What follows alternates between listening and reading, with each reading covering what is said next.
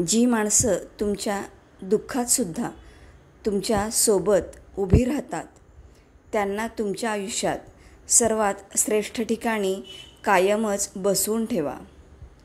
देव प्रत्येक पक्षाच्या चोचीसाठी घास निर्माण करतो, पण तो त्याच्या घरट्यात आणून देत नाही. वेळ निघून गेल्यावर सुचलेला विचार आणि पीक जळून गेल्यावर पडलेला पाऊस यांची किंमत सारखीच असते. डोळे बंद केले म्हणून संकट जात नाही आणि संकट आल्याशिवाय डोळे उघडत नाहीत. राग आल्यावर थोडं थांबलं आणि चूक झाल्यास थोडं नमलं तर आपलं जीवन सुखमय होऊ शकतं. माणूस मनापर्यंत पोहोचला तरच नातं निर्माण होतं, नाहीतर ती फक्त ओळखच ठरते. असे जगा की आपली उपस्थिती कुणाला जाणवली नाही तरी चालेल, पण आपल्या अनुपस्थितीची उणीव जाणवली पाहिजे. कधी कुठल्याही व्यक्तीची सवय नका बनवू, कारण ती आपल्याबरोबर चांगली असेल तोपर्यंत आपले गुण बघते आणि आपली शत्रू झाली की आपले दुर्गुण सगळ्यांना सांगते. लागलेली भूक, नसलेले पैसा, तुटलेले मन आणि मिळालेली वागणूक ते शिकवते जे कुठलीच डिग्री शिकवत नाही. वेदना फक्त हृदयाचा आधार घेऊन सामावल्या असत्या तर कदाचित कधी डोळे भरून येण्याची वेळ आलीच नसती.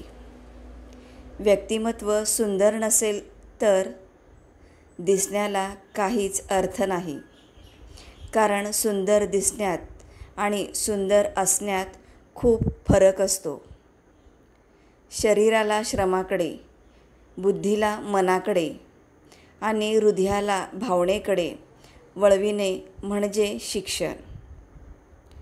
आपल्या आयुष्यात काही काळासाठी काही लोकही येत असतात, परंतु आपण काय करतो की त्या तात्पुरत्या लोकांसाठी आपण आपली कायमची असणारी नाती तोडतो. टेम्पररी येणाऱ्या लोकांसाठी परमनंटली लोकांना दुखवू नका. आयुष्यातले निर्णय चुकतात आणि मग आयुष्यच चुकत जाते. कधी कधी तर प्रश्न कळत नाही आणि उत्तरही चुकत जाते. सोडवताना वाटते सुटत गेला गुंता, पण प्रत्येक वेळी एक नवीन गाठ बनत जाते. दाखवणाऱ्याला वाट माहीत नसते, चालणाऱ्याचे ध्येय मात्र हरवून जाते. काही गोष्टी वाटतं तितक्या सोप्या नसतात. अनुभव म्हणजे काय हे तेव्हाच कळते जेव्हा एखादी ठेच काळजाला लागते. माणूस हा झाडासारखा आहे, तो सुखासुखी वठत नाही, तो ओलावा शोधत राहतो. त्याचं खरं प्रेम असतं जीवनावर, मग ते जीवन कितीही विद्रूप, कितीही भयंकर असो, कारण मृत्यूनंतरच्या अंधारात कुठलीही चांदणी चमकत नाही हे तो मनोमन जाणतो.